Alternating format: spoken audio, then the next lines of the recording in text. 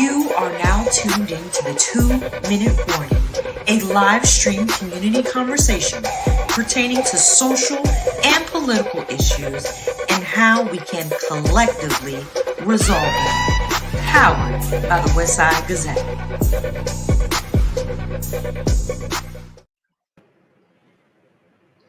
Hello and welcome to the 2-Minute Warning. The 2-Minute Warning is powered by the Westside Gazette newspaper, South Florida's and Broward County's oldest African-American family-owned newspaper, who has been serving the Broward County and the state of Florida and our nation since 1971. Our publisher for tonight is not available, and we will get into that. But joining me, I know we've been having some different guests here for the last few weeks, and it's been going back and forth. You know how it is for the summer. But joining me tonight is our other co-host who has been on sabbatical for the last few weeks, and I'm so glad to sit here alongside him in the studio virtually is Mr. David Wright. David, how you doing, my brother? I am doing well, man. Can you hear me? I can hear you fine. Awesome. Yes, man. It's been a minute, but I'm so glad to be back in this chair.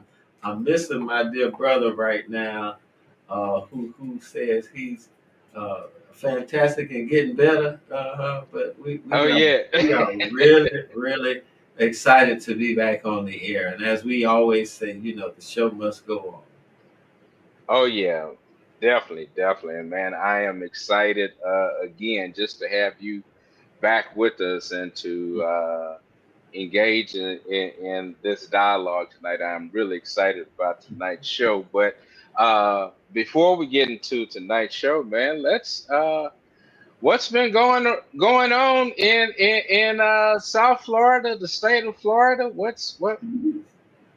Listen, as they say, what's hot and what's hitting the grease? It's a lot hot. But let me just say this before we get into that our publisher unfortunately had a dentist appointment today that didn't go very well for him. We were joking around, but he kind of looked like Mark Lawrence after that Tommy Hearns fight, and unfortunately he's not able to be with us. So y'all really truly keep our brother in your prayers, because sometimes those dentist appointments don't always go the way you plan them. So, but other than that, my brother, South Florida is really popping. I mean, the summer months are always sizzling in South Florida. So between the beaches and everything else that's going on down here, it's really a great place to be. But now, if you're talking about the politics of South Florida, that's a whole nother story. There's definitely a lot. I mean, we had the show last week regarding the construction of Alligator Alley and all that's happening. And so Alcatraz. I asked that because now much of the nation's attention has been on Central Texas Right. and the tragedy that has unfolded there. And we do share, as the nation shares, in our prayers for those families going through these traumatic times. And depending on who you talk to, that trauma may have been in some cases unavoidable, but in other cases they're saying this could have been avoidable. So to work through that stress, I know, is really taking a toll on that community and the state as a whole. Yeah, flash floods, man.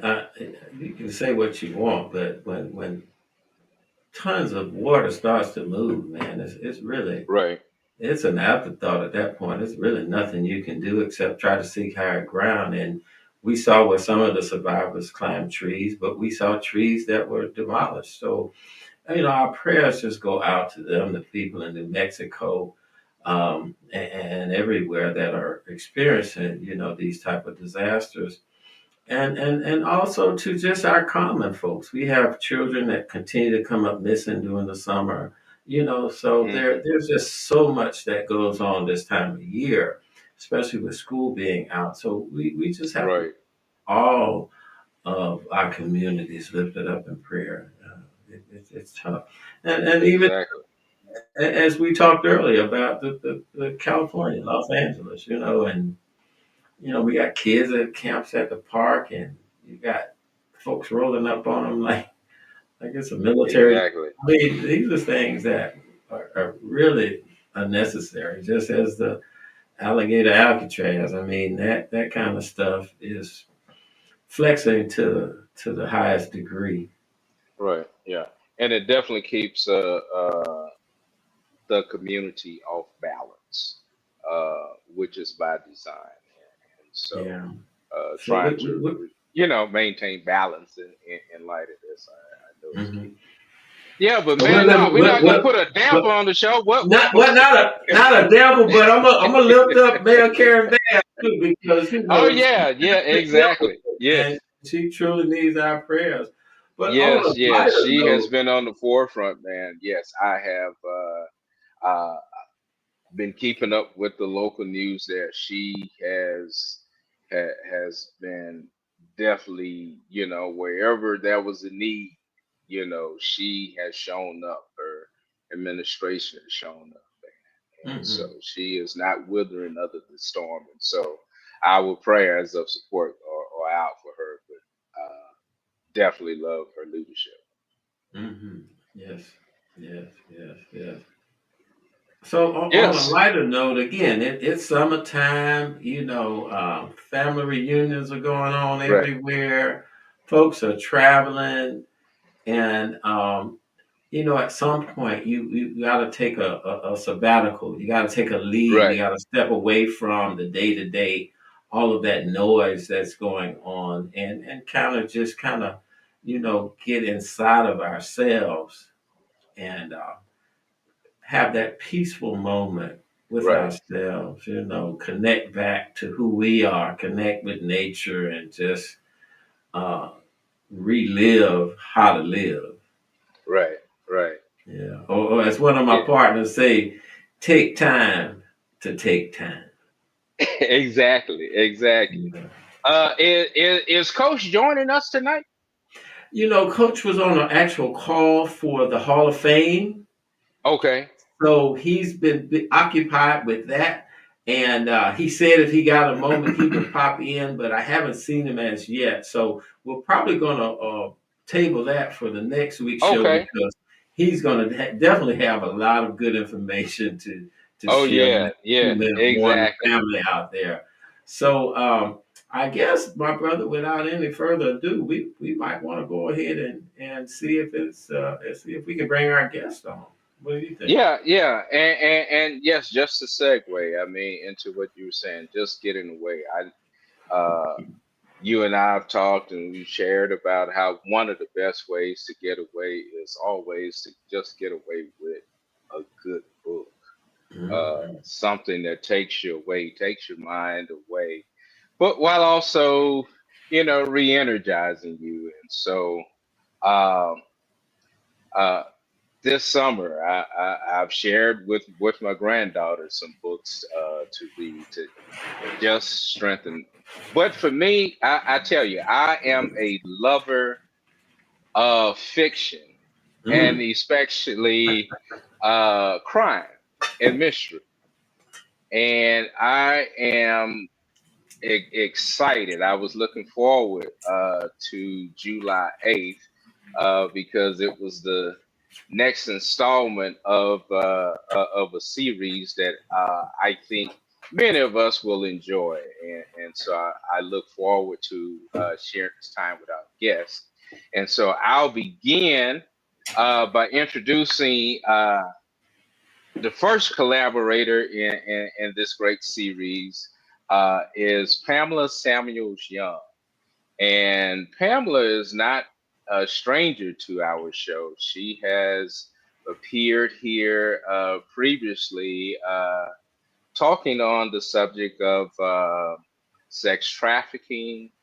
And she is the author of 8 legal thrillers. And her most recent courtroom drama, Abuse of Discretion, which is a great book, tackles a troubling sexting case that gives readers a shocking inside look inside the juvenile justice system. Pamela also won the NAACP Image Award for Outstanding Fiction for her thriller Anybody's Daughter, which was one of the books that I really began to first took notice of her work. And I tell you, Anybody's Daughter is heart-wrenching. It'll keep you up late trying to see what's going on in the next chapter. But Anybody's Daughter won the NAACP Image Award for Outstanding Fiction. Pam is a journalist. I was hoping our publisher was going to be on to just rub elbows with another journalist. But she received her journalism degree at USC. But she's not only a journalist, professionally, she's an attorney. She's done corporate law for Toyota. And I hear she's transitioned from full-time legal into full-time legal writing. And so I know we are the beneficiaries of her making this big jump. Pam is a frequent speaker on the topics of child sex trafficking, online safety, fiction writing, and pursuing her passion. And I did all of that because she is worthy of every word and every minute of that intro. And so, without any further ado, let's bring on Pamela Samuels Young. You're muted. Get your mic. I'm sorry about that. Hello. I know I said a lot, but that doesn't cover it. Tell us a little bit more about you. I, despite having a career as a journalist, I mean, I often forget that. I mean, I spent my last few years as a journalist at KCBS in Los Angeles in the TV newsroom, but I was, and then my first job, as you guys had me thinking, was as a reporter for a summer at the Rockford Register-Star in Rockford, Illinois. Small town. A long time ago. That would have been 1989, 90, somewhere around there. But anyway, and it wasn't, and I never ever thought about law school during any of that time. I was just TV news, writing, journalism, whatever. And then I had always thought about law school as a young college student, but I was really afraid of, I didn't think I could do it. I didn't think I had it. I'm a first generation college student, and that's something you think about, but you're just too afraid to do it. Because I turned 30 my first year in law. I took that time to really sort of keep meeting all these lawyers and thinking, hey, they're not the sharpest knife in the drawer. What am I afraid of?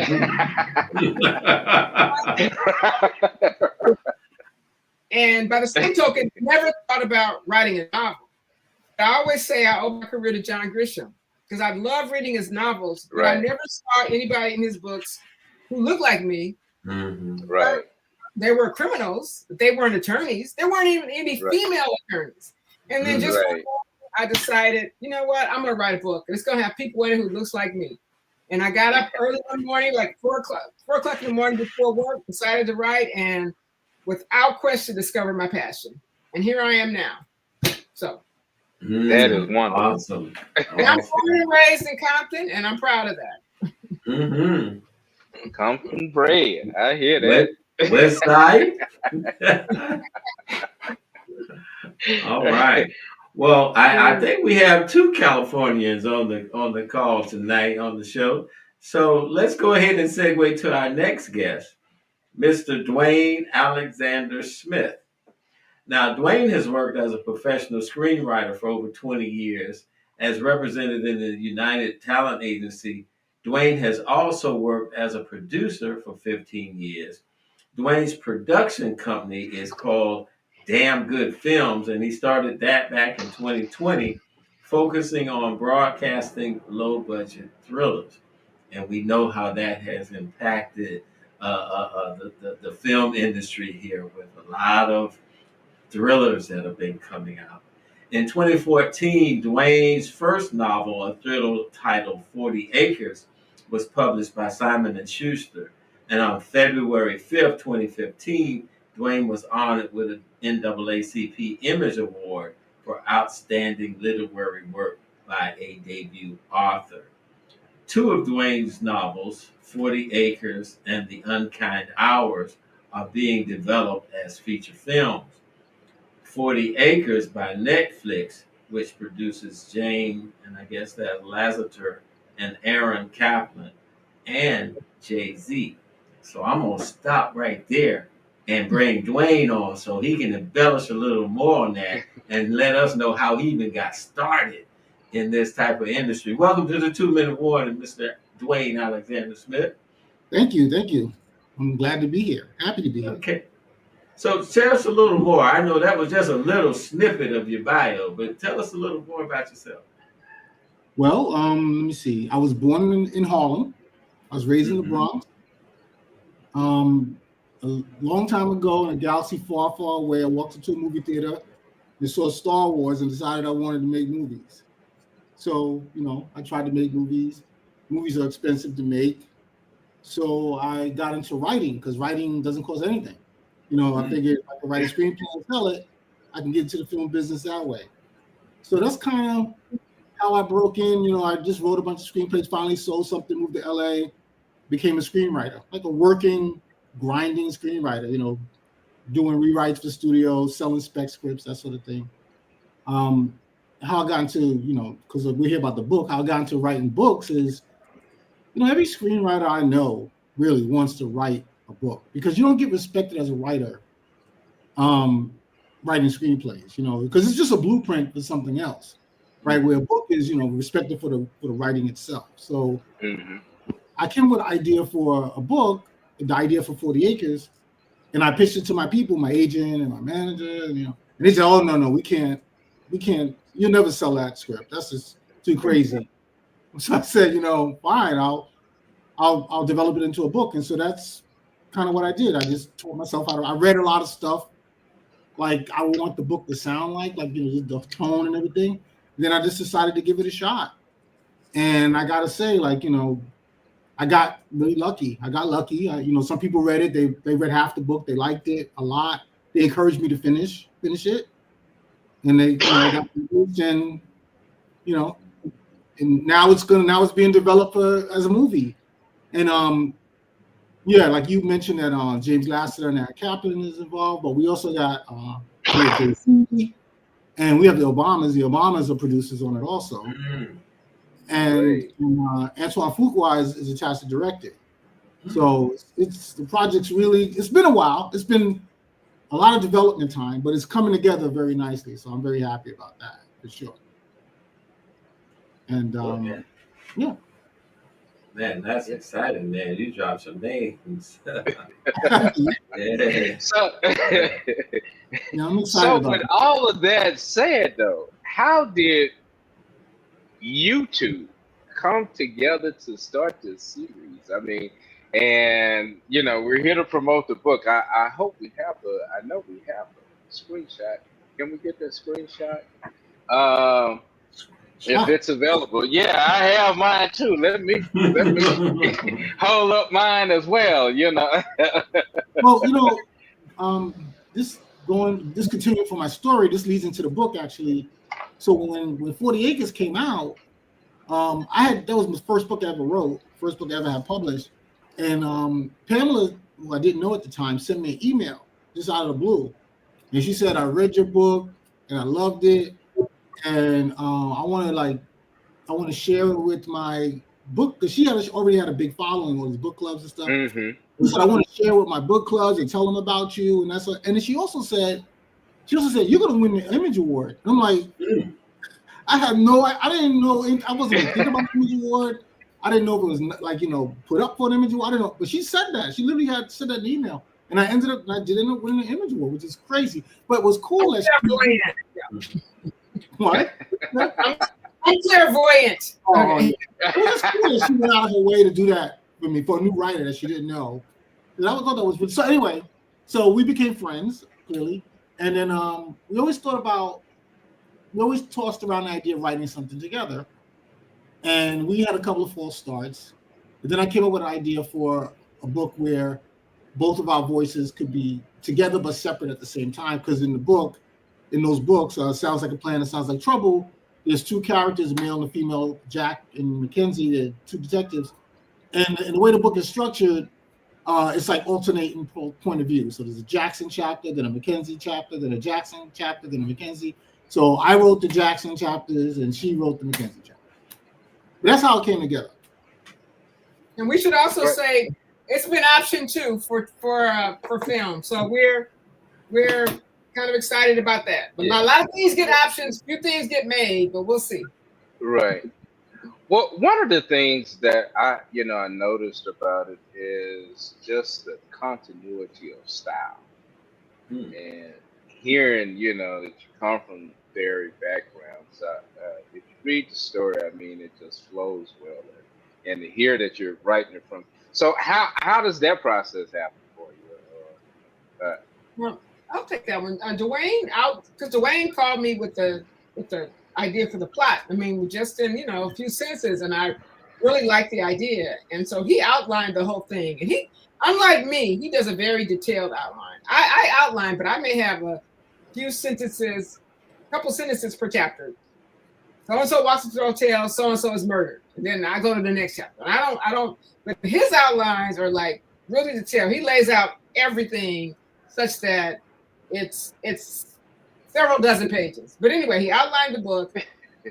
Then we discussed the outline, and and from there, he wrote the first chapter, sent it to me. Then I read it. I wrote the second chapter, sent it back. We went back and forth. So I never wrote my next chapter till I read his next chapter. So that gave us the continuity, and I think our writing styles are pretty similar. Made it, pretty simple process. Right. Yeah, I could definitely tell that it sounds like a plan. Just the development of it, that and wondered, well, how were you able to keep that flow? I mean, a lot of times, of course, I know you have the one scene and you can tell it from both points of views, but again, just to see Mackenzie and her thoughts and where she's going and how that plays with Jackson as well. So just kind of wonder, were there any surprises maybe along the way that maybe somebody went through a wrench that you had to respond to? I mean, were those surprises? Yeah, I mean, I would write a chapter and then he would call me yelling at me saying, that wasn't in the outline. And I'm like, well, better. Well, the outline is very detailed. I mean, she's right. I write very detailed. I figure out everything in the outline, every chapter. I even figure out what they should say. So in my mind, I'm not even thinking about the plot anymore. I'm just writing the book. But sometimes when we would go to her, she would write her chapter and she would change stuff. And I'm like, why I mean, of course. But the good news is that a lot of the changes she made, they were fine. They were, they were good. They were a little different, and and that's fine. Sometimes they were better, huh? Jackson. Add another twist, right? I admit that, but she. I like to actually. I didn't mind that because, she's bringing her own point of view to that character, which is fine. That makes sense, So it's fine. Yeah. So let me ask you guys, how often does this type of collaboration happen, especially, between authors writing a book? I'm sure screenplays and things like that, people collaborate all the time, right? But in a book, has this ever been done to your knowledge? And what does it look like? And I would even add A-list artists to that. I mean, okay. You're talking about, well, there's been book collaboration, but are you talking about like just the style of process? Right. Process, yeah. I don't know. I honestly don't know. Do you know, Pam? No, I mean, I don't know the process, but I know one of the book I read I had on my shelf, Trying to Sleep in the Bed You Made by DeBerry and Grant, was one of my favorite books. And I saw them speak at a conference where they sit down together at the computer and they write every year together. Like, Dwayne would have been dead if we had to do that by now. No way we could have done it.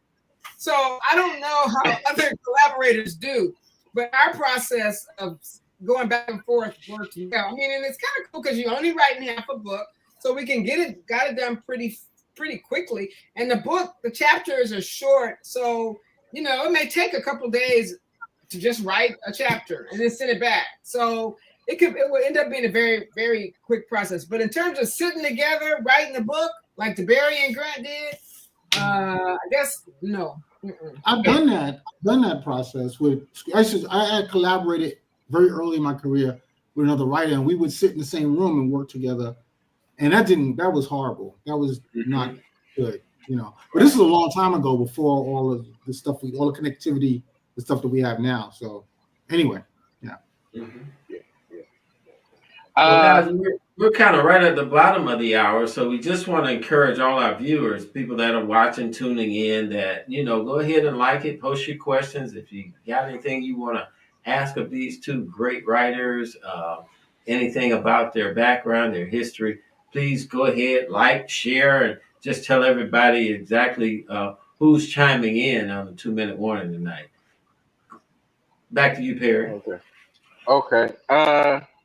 And getting back into this going back to our thing of family, and just want to get both of your input or insights on,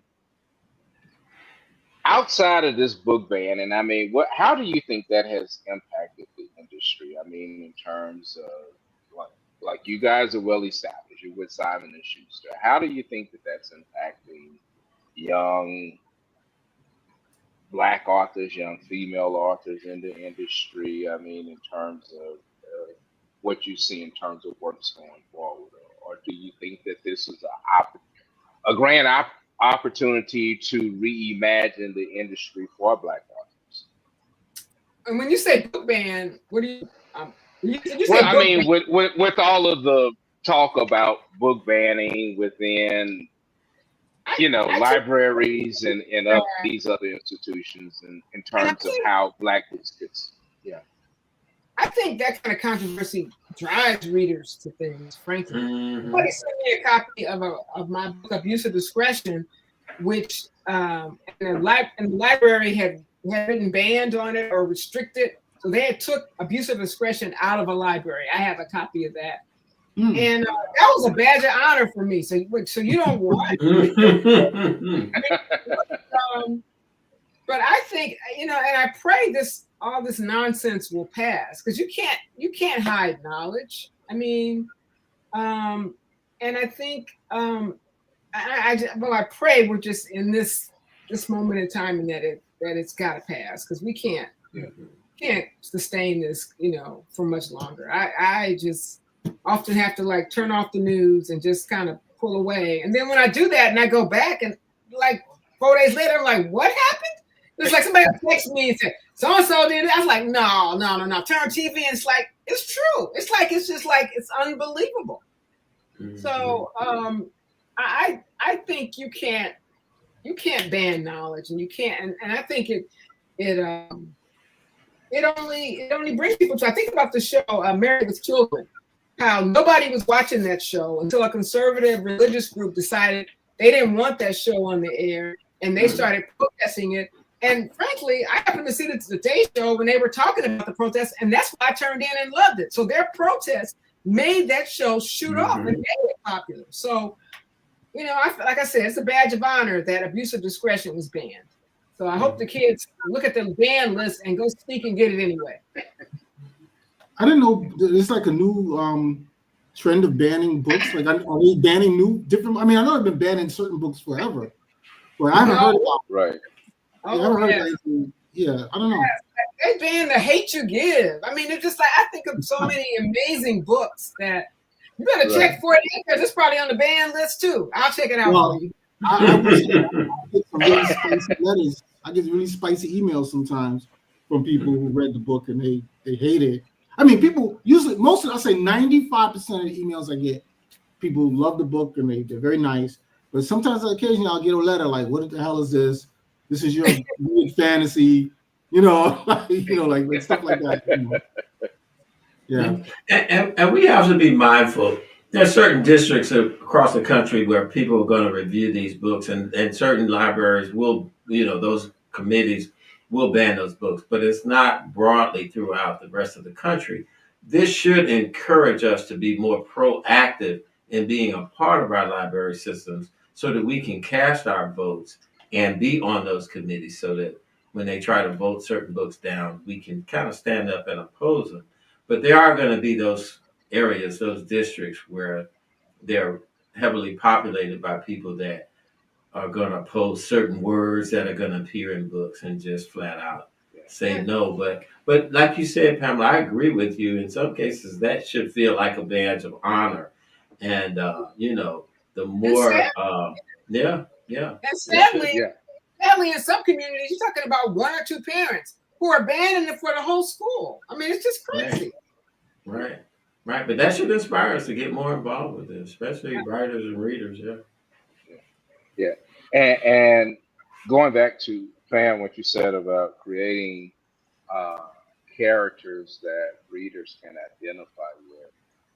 I do want to ask, I have learned a little bit about both of you all to know that there's a little bit of Jackson and Dwayne and Mackenzie and Pamela.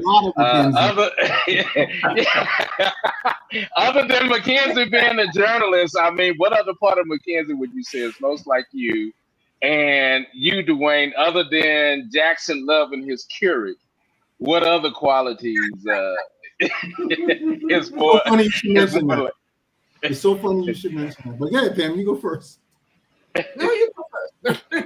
You said you mentioned a Keurig. That's so weird that you mentioned that, because the other day, 2 days ago, my Keurig completely died. Like, it literally would not respond. I pressed buttons and nothing. So I was like devastated. I'm a big coffee drinker. So I'm like, oh my God, what am I going to do? So I went on YouTube University and I taught myself how to fix it. And I repaired it. I sure did. I fixed it. Oh wow! Yeah, I got to work it again. But I mean, Jackson would have paid somebody to do it. So that's true. That's probably true. Like, Jackson, for me, I get him. I mean, like, he comes from a disadvantaged background. Not that I won't say I come from a disadvantaged background, but it's funny. I grew up in a neighborhood where there was a lot of disadvantaged people around me. I had a particular circumstance, but I kind of get that world. I get where he's coming from. And, I like flashy things like Jackson. Like I like nice cars. I had a Maserati, a Porsche. So I like that stuff like Jackson does. So that part of me, like, I get that stuff, And I also get his attitude about women a little bit, and I try to bring those things to the character. I love writing that character. I love writing him. Yeah. I love writing the banter between them. It's just fun. Yeah, I love his response to the lieutenant. Oh, you kill me with with the. Pam, is there some Krav Maga in you? Oh yeah, no. And I equally enjoyed writing the Mackenzie character and making her this strong person who also sort of holds back her feelings, and as from this kind, I'm not from a dysfunctional family like that, but just her whole turn off to Jackson in the beginning because he was so flashy, and her just knowing she was his equal, and that he didn't cower at all in terms of they're on this job to do this thing, and that applies to both books. And I had a great time writing her. Yeah, yeah. I've heard that. Okay.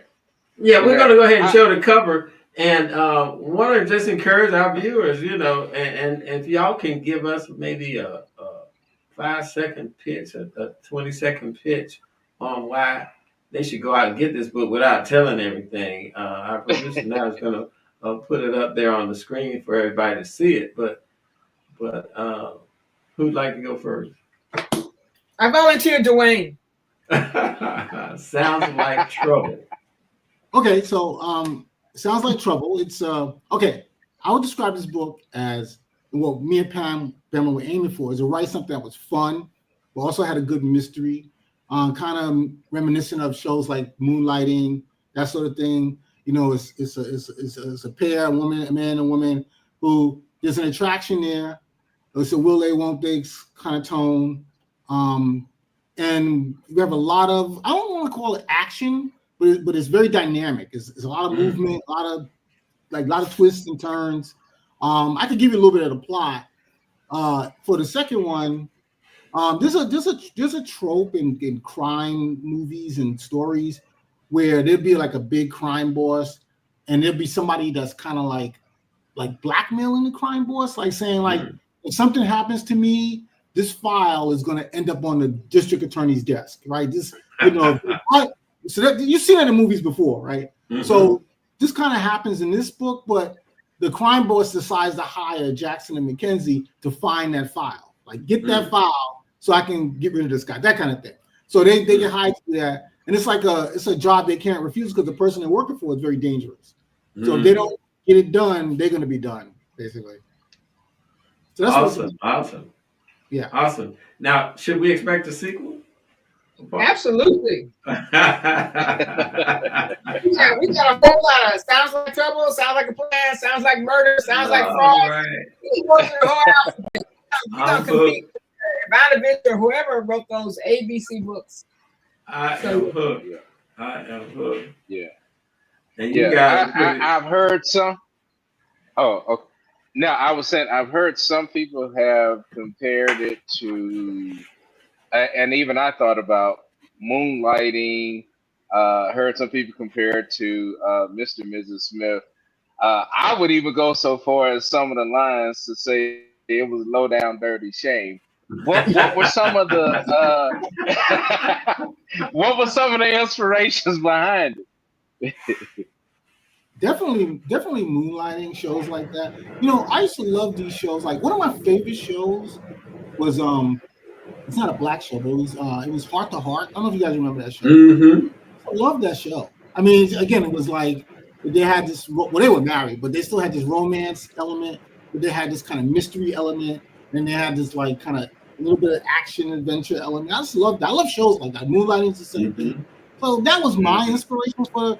I just wanted it to be fun. When you read the book, you just keep turning because it's fun. But you gotta have a good book. After I read his outline, and Dwayne's a big TV and film person. I wasn't really thinking of that at all. I was just sort of keyed in on the characters and Mackenzie's, the shape of her and her thoughts and all that. It just came really easy for me. And it was really easy for me to have her play off Jackson's personality. And the first time somebody had mentioned the Moonlighting to me, the comparison, I was like, it really is like that. And it's kind of cool.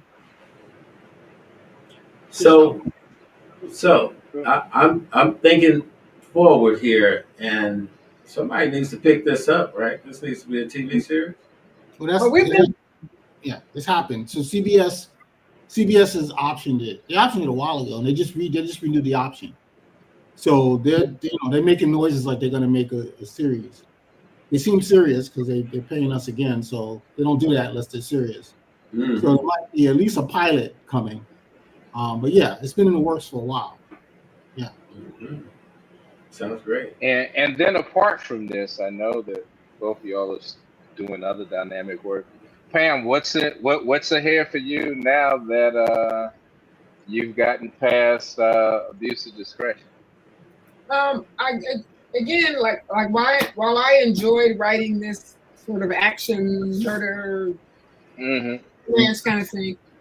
I'm so drawn to raising issues, social issues, like the sex trafficking, the sexting, all that.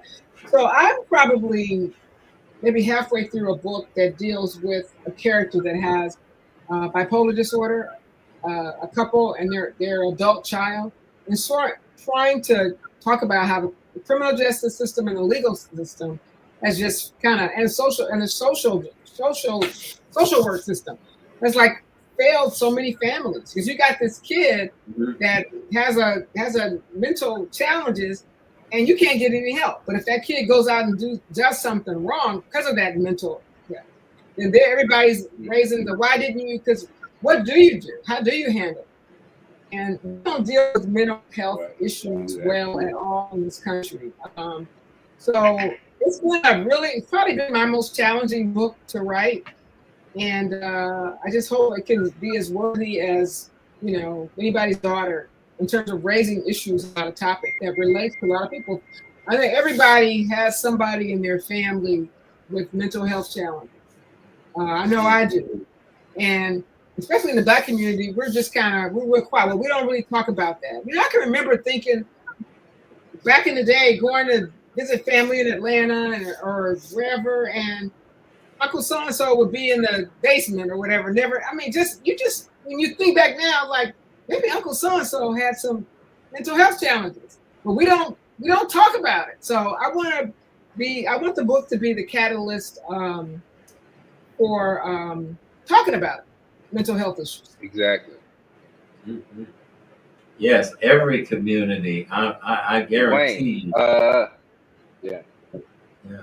I guarantee you, every community has one of those uncles or cousins, and again, and Perry, we've had various shows where we've had those young men that have, gotten into trouble, and nobody there to stand up for them because of the mental health issue that was never addressed, or the medications that they were on because of their hyperactivity, as they said, right? Different issues, and as media may try to shy away from that, we have to find ways to really tell that story or insert those particular characters into some of the shows. Sure. Yeah, Dwayne, you've got Damn Good Productions. What's happening on the other side with you and Damn Good Productions?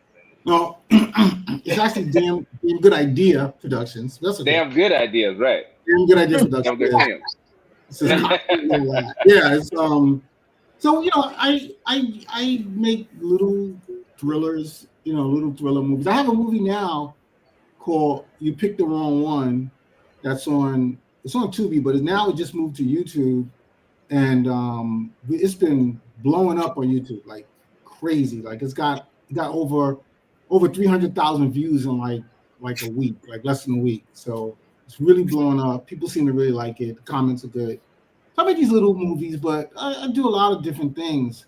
I just did a Audible original called Kingsland, and it's a 10-part series that it's out. It came out like over a month ago. It stars Winston Duke, and it's a thriller also, but it takes place. It's also kind of an alternate history piece. It takes place in a fictional country called Kingsland, which is an African American. Well, they used to be African Americans, but they took some reparation money and some billionaires' money, and they created their own island off the east coast of the United States called Kingsland. And it's like the most prosperous nation in the world when the story begins. It's been 10 years, and it's just about like there's some crimes going on. There's a serial killer operating on Kingsland, and my main character is an FBI detective who's played by Winston Duke. Who, Kingsland, the thing about Kingsland is that they don't let anybody live there. You got to meet certain standards. Mm-hmm. There's only like 1 million or so people can live there. So first of all, you got to be Black, right? So my character, Winston, his name's not Winston, but his character is married to a Puerto Rican woman, and that's why he was rejected when Kingsland was created.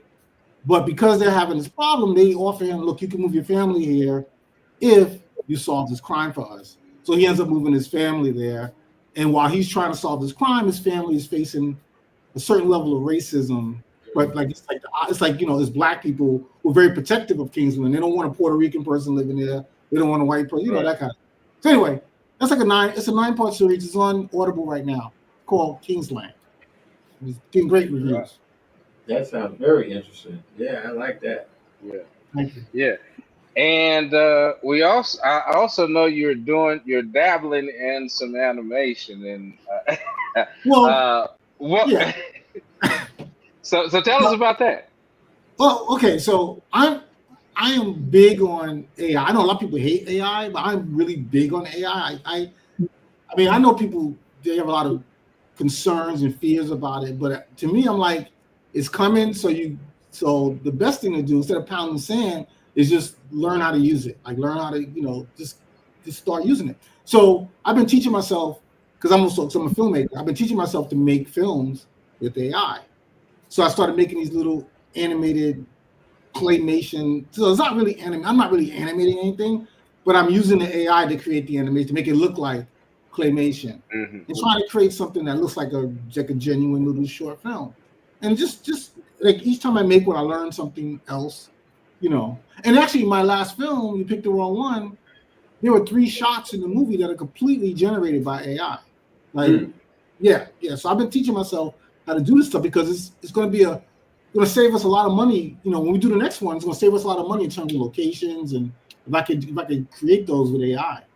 So, but the little shorts, I just like doing them. They're fun. They're based on it's called Dwayne and Al, and I'm Dwayne, obviously, and it's based on one of my best friends. His name is Al, and those conversations really took place. I don't know how many of you've seen, with those conversations. Okay. Those are based on real conspiracy nut kind of guy, So anyway, yeah. I don't know. We have one of them. Yeah, we have one of them. So let's see. Let's cue it up. Yeah, we're gonna go ahead and cue that up. Have you heard about the Bigfoot sighting in Oregon? White folks are so crazy. Honestly, I don't see the connection. No black person has ever seen Bigfoot. Wait, you're saying only white people believe in Bigfoot? No. I'm saying those big hairy feet are noisy. Think, black folks don't play that what's that noise in the woods game. We hear a twig snap, and we're already back in the car. Okay, what about the abominable snowman? Nope, we don't do winter sports. The Loch Ness Monster? The men wear skirts in that country. Come on. What about a Chupacabra? That's not real. It's just an angry chihuahua. You got it all figured out, huh? I do. Not seeing monsters, that's practically a black privilege.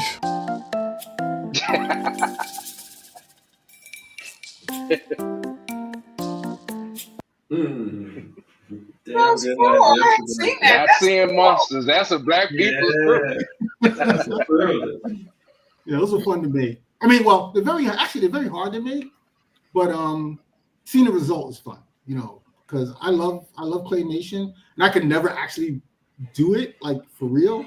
And I have complete respect for the art, but for me to be able to create something like that is really fun. So you created the art with AI?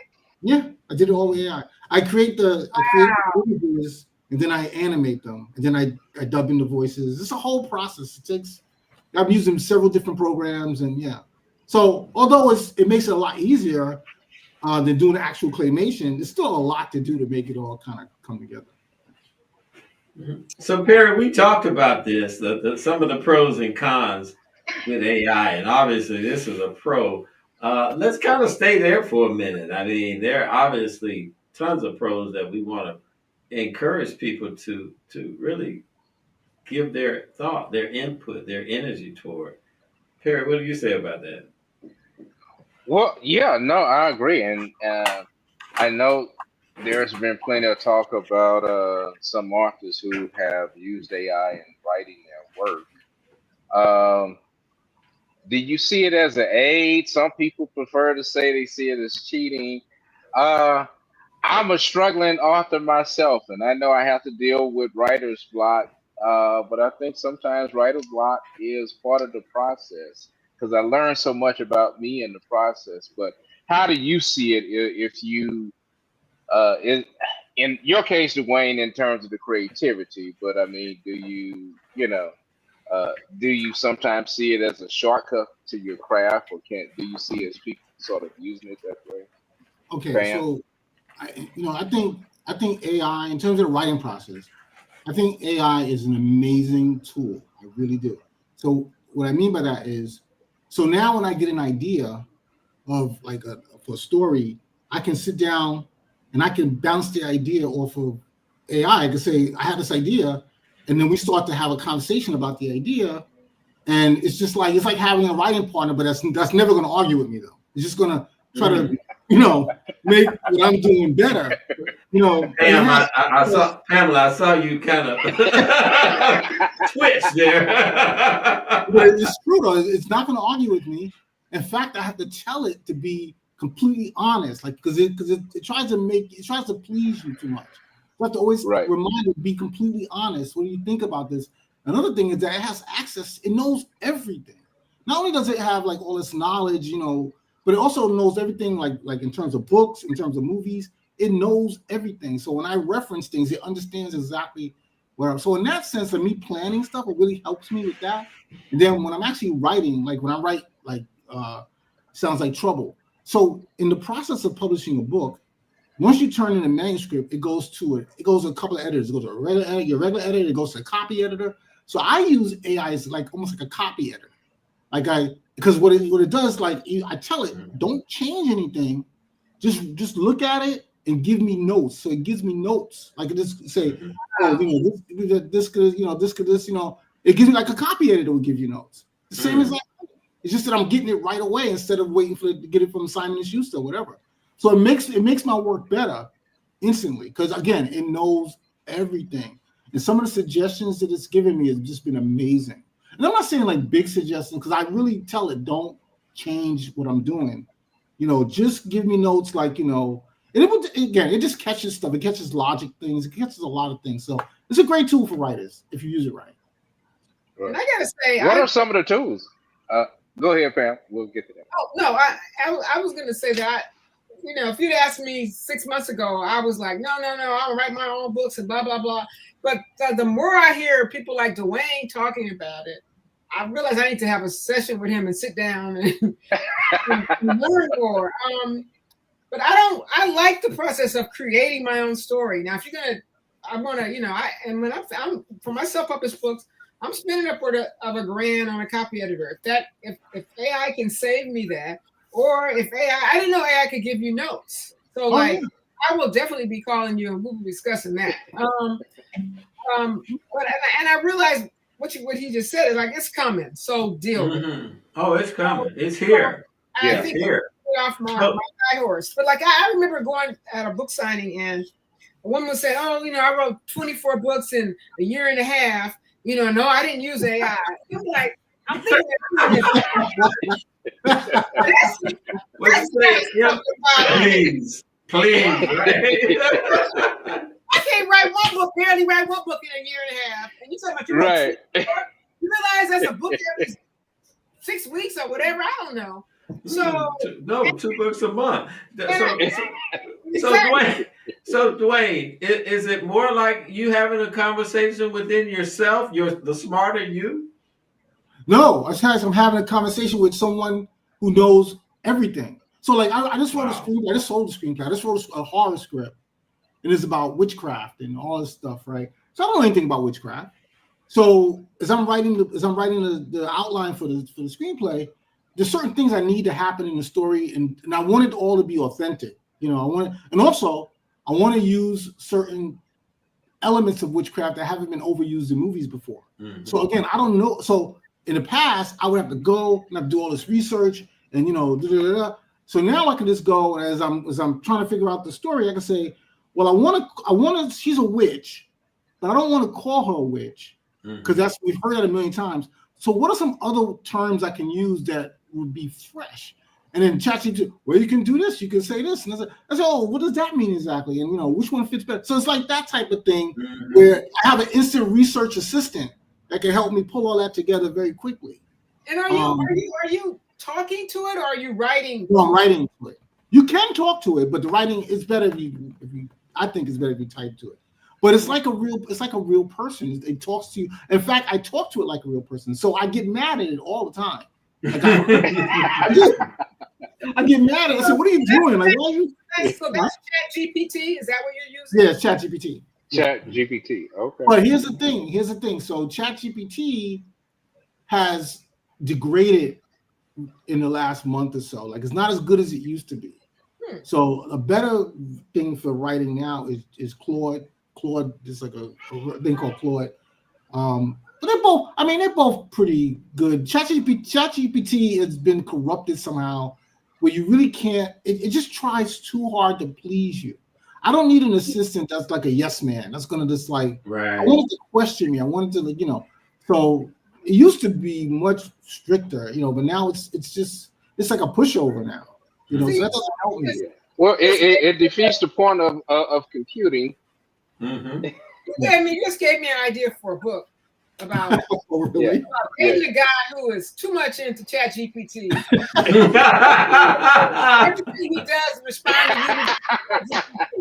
I'm writing that down. That's a great book. That's a great book. I want you to realize that this is the moment that I came up with the idea. That's a great book. You can talk to it. Like, you can talk to it, like very, very natural conversation you can have with it. And my kid loves it. Like, he'll say, Dad, let me talk to ChatGPT. And he starts talking to it about, like, cartoon characters and stuff. And it just, again, it knows everything. So no matter what you bring up. That's scary.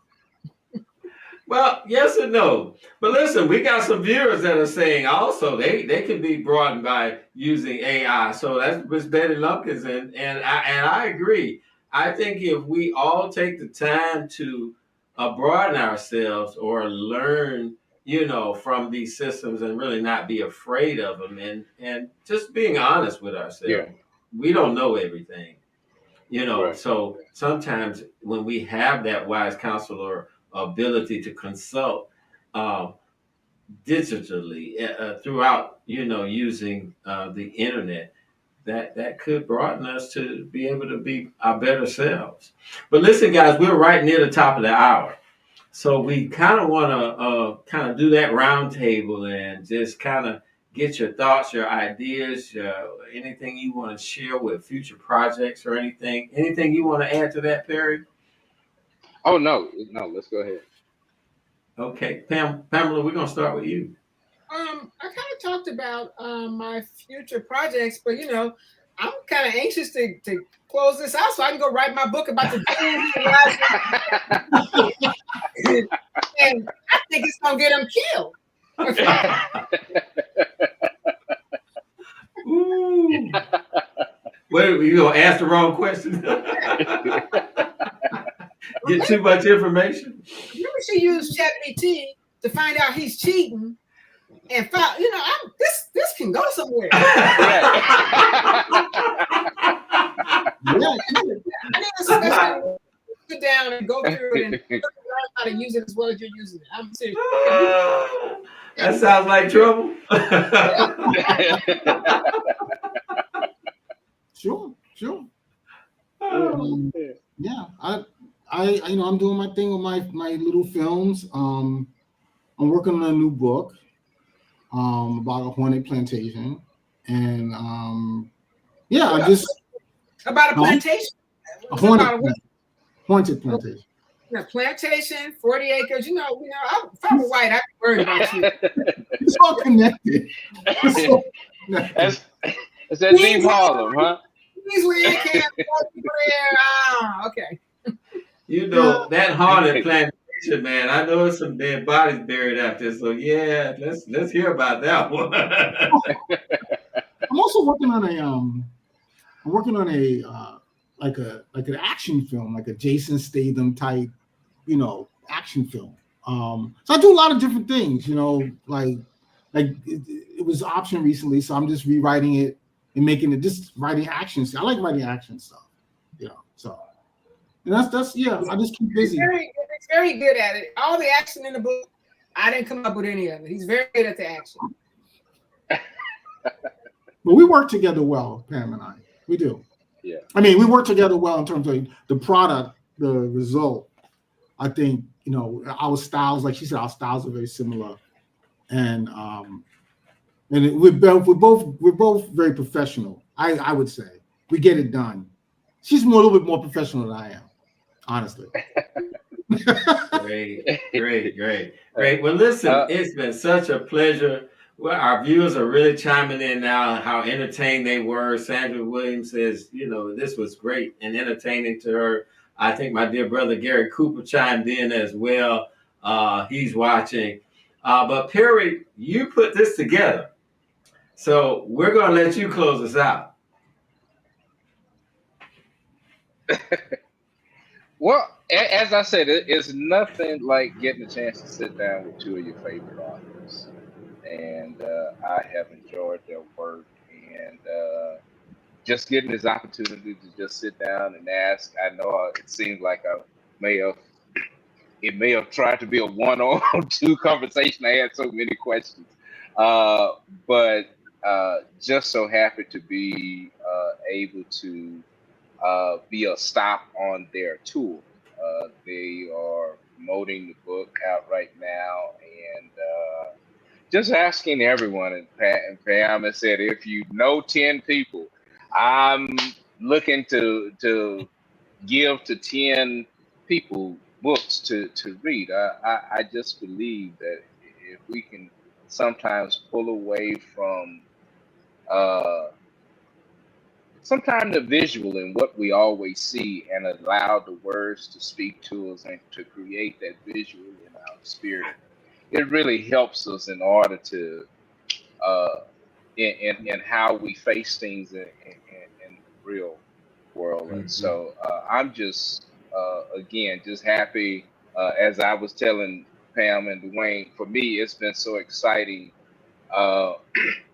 because my kids live in California, and a lot of the places like Culver City and Idlewild, I'm passing through all the time, and so now those places seem to have seem a little bit more personal now that I know that that Jackson had a shack in Idlewild somewhere, and he called his camp resort. So. But yeah, again, I wish you all the best in your future endeavors. We are the beneficiaries of your creativity and your artwork, and we could not say thank you enough for presenting that out into the universe. And so, thanks for your support. These are the shows that matter to us. So thank you for what you do and for getting the word out about African American authors. We really, really appreciate it. Yeah, thank you very much. This is very fun. This was great. Great time. You guys are great. We'll be back. We'll be back for the next book. For sure. Can't wait. And to our viewing audience, thank you so much for tuning in to the 2-Minute Warning. We love you, and good night.